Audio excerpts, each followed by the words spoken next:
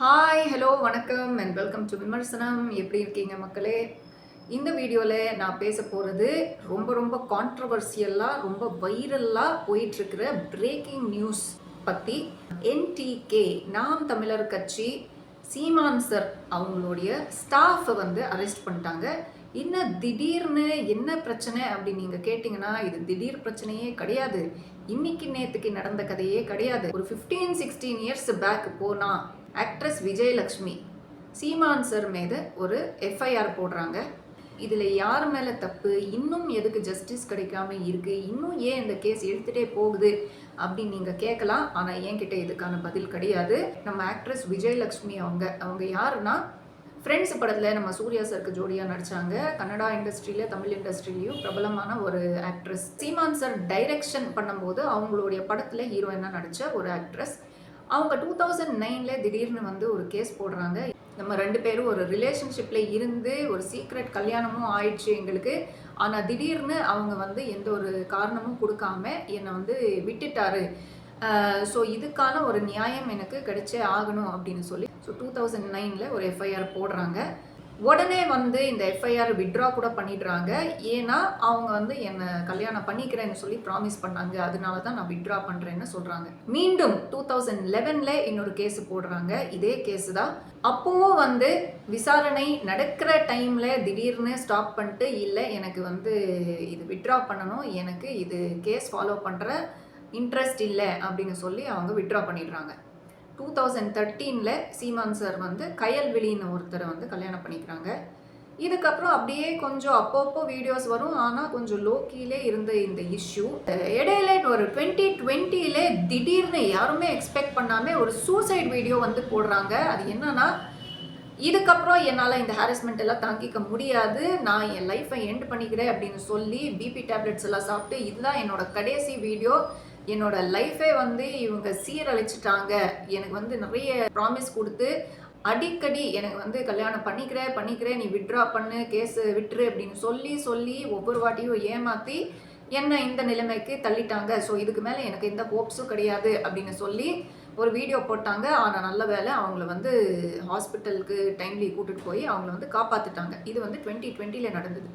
அதுக்கப்புறம் 2023 மீண்டும் வராங்க, மீண்டும் கேஸ் ரீஓப்பன் பண்ணுறேன்னு சொல்லி எஃப்ஐஆர் போடுறாங்க. அப்போது அவங்க சொன்ன விஷயம் என்னென்னா, எனக்கு இந்த ஹாரஸ்மெண்ட் தாங்கிக்க முடியாது, இந்த கேஸுக்கு எனக்கு ஜஸ்டிஸ் கிடைச்சே ஆகணும், அவங்கள வந்து அரெஸ்ட் பண்ணி தான் ஆகணும், நான் எவ்வளோ தூரம் வேணாலும் நான் வந்து ஃபைட் பண்ணுறேன் அப்படின்னு சொன்னவங்க ஆகஸ்ட்லேயே கொடுத்த இந்த எஃப்ஐஆர் நெக்ஸ்ட் மந்த்தே செப்டம்பரில் வித்ட்ரா பண்ணிடுறாங்க. ஸோ எதனால இத்தனை வாட்டி அவங்க கேஸ் வித்ட்ரா பண்ணுறாங்க, எதனால இத்தனை வாட்டி கேஸ் ரீஓப்பன் பண்ணுறாங்க?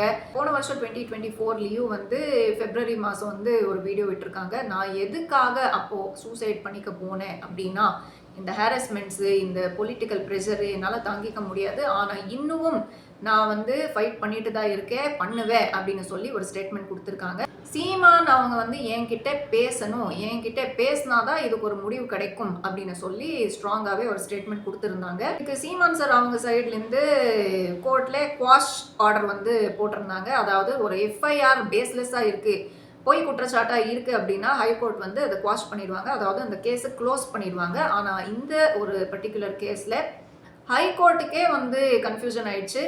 எதனால ஒரு 15 இயர்ஸாக இவங்க வந்து கேஸ் போடுறாங்க, வித்ட்ரா பண்ணுறாங்க, திடீர்னு வீடியோ போடுறாங்க, சூசைட் வீடியோ பண்ணுறாங்க, இந்த மாதிரி நிறைய ஆன் ஆஃப் போயிட்டுருக்கிற இந்த கேஸுக்கு பின்னால் பெருசாக ஏதோ ஒரு உள்குத்து இருக்குது. we want to get to the bottom of it ன்னு சொல்லி இந்த கேஸ் ரீஓப்பன் ஸ்டேஜ்லேயே நம்ம வச்சுப்போ குவாஷ் பண்ண முடியாது அப்படின்ற ஒரு முடிவு ஹைகோர்ட் எடுத்திருக்காங்க.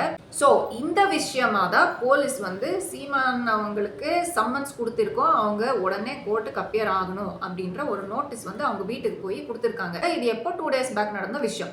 ஸோ இந்த சம்மன்ஸ் வந்து வெளியில் கேட்டில் ஒட்டிருக்காங்க. அண்ட் அவங்களுக்கு கொடுத்த ரெஸ்பான்ஸ் என்னன்னா, அவங்க ஊரில் இல்லை, வந்ததுக்கப்புறம் அவங்க வருவாங்க அப்படின்னு சொல்லியிருக்காங்க.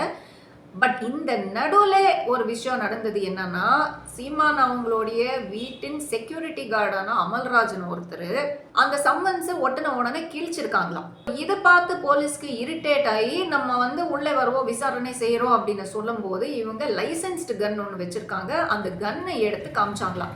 ஸோ அந்த செகண்ட் எஸ்கலேட் ஆன விஷயம் தான் இவ்வளோ பெருசாக போயிருக்கு. ஸோ அந்த அமல்ராஜ் அவங்கள வந்து உடனே போலீஸ் அரெஸ்ட் பண்ணியிருக்காங்க. அந்த அரெஸ்ட் கூட அவங்க வந்து ரெசிஸ்ட் பண்ணியிருக்காங்கன்ற சில ஃபோட்டோஸு சில வீடியோஸு நம்ம பார்த்துருக்கோம். இதை வந்து அப்போஸ் பண்ணி சீமான் சரோட வைஃப் கயல்விழி அவங்க வந்து ப்ரெஸ் மீட் கொடுத்துருக்காங்க. என்ன சொல்கிறாங்க, இது போலீஸ் ப்ரூட்டாலிட்டி, அந்த சம்மன்ஸ் வந்து கேட்ல இருக்கே அது கிழிச்சிட்டு எடுத்துட்டு வாப்பான்னு நான் தான் சொன்னேன், அவங்களுக்கு சொன்னதான் இங்கே பிரச்சனை ஆயிடுச்சு, அது நான் தான் போய் எடுத்துருக்கணும், நான் படிக்கணும் எடுத்துட்டு வான்னு தான் நான் வந்து சொன்னேன், மற்றபடி எந்த ரெசிஸ்டன்ஸும் கிடையாது, போலீஸ் திட்டம் போட்டு ஒரு விஷயம் பண்ணுறாங்க அது மட்டும் நல்லா தெரியுது அப்படின்ற ஒரு குற்றச்சாட்டு அவங்க வந்து போலீஸ் மேலேயே வைக்கிறாங்க.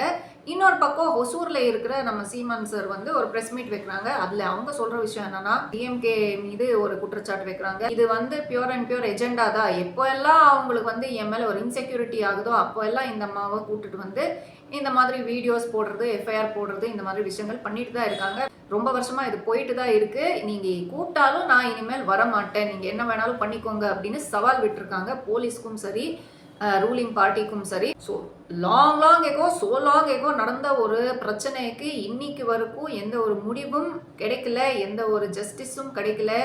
விஜயலட்சுமி அவங்க சொல்ற மாதிரி உண்மையிலே இங்கே அநியாயம் நடந்திருந்தால் அதுக்கான ஜஸ்டிஸ் இன்னும் கிடைக்கல, எதனால அவங்க இன்னும் ப்ரெஷர் ஃபேஸ் பண்றாங்க அப்படின்ற ஒரு கேள்வி ஒரு பக்கம். இல்ல சீமான் அவங்க சொல்ற மாதிரி இது ஒரு பொலிட்டிக்கல் எஜெண்டா, விஜயலட்சுமியை ஒரு பொலிட்டிக்கல் பானா யூஸ் பண்றாங்க, ஏஐஏடிஎம்கே இருக்கும் போதெல்லாம் இவங்க வரல, ஆனால் டிஎம்கே பவருக்கு வந்தப்போ மட்டும் திடீர்னு அப்பியர் ஆயிடுறாங்க, இதுல ஒரு உள்குத்து எனக்கு தெரியுது, இது எனக்கு எகென்ஸ்டா ரூலிங் பார்ட்டி பண்ற ஒரு கான்ட்ரவர்சியா நான் பார்க்குறேன் அப்படின்ற குற்றச்சாட்டு ஒரு பக்கம் வச்சிருக்காங்க. ஸோ யார் மேலே தப்பு அப்படின்ற ஒரு கேள்வியாகவே இருக்கு. நீங்க என்ன நினைக்கிறீங்கன்றது கமெண்ட் செக்ஷன்ல எழுதுங்க. இதோட முடியல இருங்க, இது பார்ட் 1 தான். பார்ட் 2க்கு வரேன். நாம் தமிழர் கட்சி தலைவராக இருக்கிற நம்ம சீமான் அவங்க பெரியார் ஐடியாலஜியை என்னைக்குமே வந்து ஸ்ட்ராங்காக அப்போஸ் பண்ணதில்லை. இன்ஃபேக்ட் அவங்களுடைய ஐடியாலஜிஸை சப்போர்ட் பண்ணுறேன்னு கூட நிறைய இடத்துல அவங்க சொல்லியிருந்தாங்க. ஆனால் திடீர்னு போன வருஷம் டிசம்பரில் நம்ம சுப்பிரமணியம் பாரதியார் அவங்களுடைய பர்த் அனிவர்சரி ஃபங்க்ஷனில் ஒரு ஸ்பீச் கொடுக்குறாங்க. ஸோ அங்கே அவங்க சொல்கிறது என்னென்னா, பாரதியார் ஐயா தான் பிராமினா இருந்தாலும் காஸ்ட் டிஸ்கிரிமினேஷனுக்கு எகென்ஸ்டா ரொம்ப ஃபைட் பண்ணாங்க. ஆனா பெரியார் ஐயா வந்து தமிழ் மொழியை இன்சல்ட் தான் பண்ணியிருக்காங்க. ஸோ இந்த ஃபெமினிசம் அவங்களுடைய ஐடியாலஜிஸ் எல்லாம் நமக்கு வந்து தேவையே இல்லை அப்படின்னு சொல்லி ரொம்ப கான்ட்ரவர்ஷியலான ஒரு விஷயத்த பேசியிருந்தாங்க. இது கேட்ட உடனே பெரியார் ஃபாலோவர்ஸ் எல்லாருக்குமே ரொம்ப அப்செட்டிங்கா இருந்தது.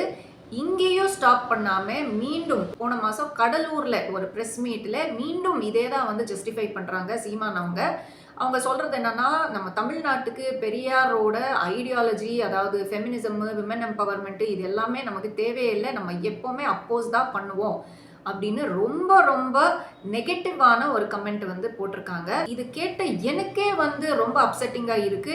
ஏன்னா நானும் பெரியார் ஐடியாலஜியோட ஸ்ட்ராங் ஃபாலோவர். இப்போ பெரியார் ஐடியாலஜி ஃபாலோ பண்றதுனால நம்ம டிஎம்கே சப்போர்ட்டர் ஆயிட மாட்டோம். பெரியார் ஐயா ஃபார்ம் பண்ண திராவிடர் கழகம் பார்ட்டி ஃபவுண்டேஷன்ல ஆரம்பிச்ச பார்ட்டி தான் திராவிட முன்னேற்ற கழகம், அதாவது டிஎம்கே. ஸோ டிஎம்கேவோட கோர் வேல்யூஸ் வந்து பெரியார் ஐடியாலஜிஸ் மேல இருக்கும்.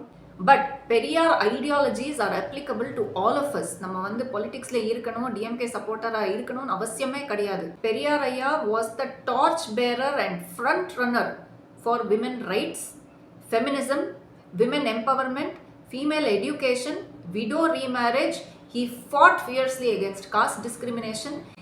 அப்போவே அந்த காலத்துல 1900s அவங்க செட் பண்ண ஃபவுண்டேஷன், அவங்க சப்போர்ட் பண்ண விஷயங்கள்னால தான் இன்னைக்கு பெண்களுக்கு இந்த அளவுக்கு ஈக்குவாலிட்டி இருக்குது, எஜுகேஷன் இருக்குது, எம்பவர்மெண்ட் இருக்குது. ஸோ உண்மையிலே நாங்கள் வந்து பெரியார் ஐயா மாதிரி இருந்த நிறைய ரேஷ்னலிஸ்ட், ஃபார்வர்ட் திங்கர்ஸ், ஃபெமினிஸ்டுக்கு நாங்கள் எப்போவுமே நன்றியோடு இருக்கணும். ஸோ அப்போ ஆரம்பிச்ச விஷயங்கள் இப்போ வரைக்கும் எங்களுக்கு வந்து அதே equality, freedom of choice, empowerment இல்லைன்றது ஒரு போராட்டம். ஒவ்வொரு நாளும் நம்ம அதுக்கான ஒரு குரல் கொடுத்துட்டு தான் இருக்கோம். இப்படி இருக்கிற காலகட்டத்தில் நம்ம சீமானவங்க பேட்ரியார்களா பேசி பெரியார் ஐயாவோட ஐடியாலஜியே தப்பு, இந்த ஃபெமினிசம், இந்த எம்பவர்மெண்ட்ன்ற விஷயங்களே எங்களுக்கு வேண்டாம் அப்படின்னு சொல்லும்போது இது கண்டிப்பாக நம்ம அப்போஸ் பண்ணி தான் ஆகணும். அந்த வகையில் தந்தை பெரியார் திராவிட கழகம் குரூப் வந்து அவங்க மீது ஒரு 50-60 கேசஸ் வந்து ஃபைல் பண்ணிட்டாங்க.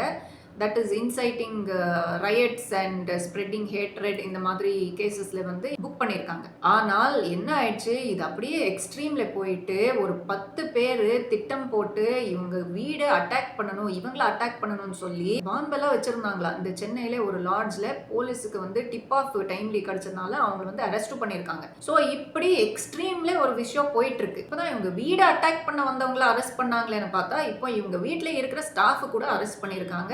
ஸோ இதுதான் நடக்கிற பிரச்சனைகள். ஸோ டிஎம்கேக்கும் என்டிகேக்கும் இருக்கிற பிரச்சனை பெருசாயிட்டே போகுதே, இதெல்லாம் எங்கே போய் முடியும் அப்படின்றது ஒரு கேள்வியாவே இருக்கு.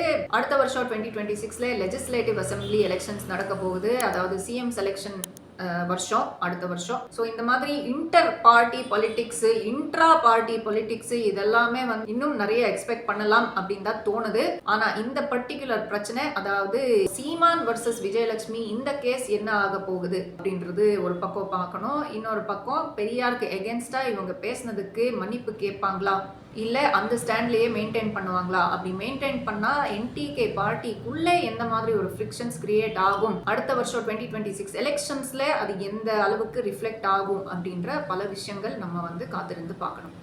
இந்த வீடியோ ஃபுல்லாக பார்த்ததுக்கு நன்றி. உங்கள் கமெண்ட்ஸ் வந்து கமெண்ட் செக்ஷனில் எழுதுங்க. Please subscribe and click on the bell icon. மீண்டும் சந்திப்போம் அடுத்த வீடியோவில்.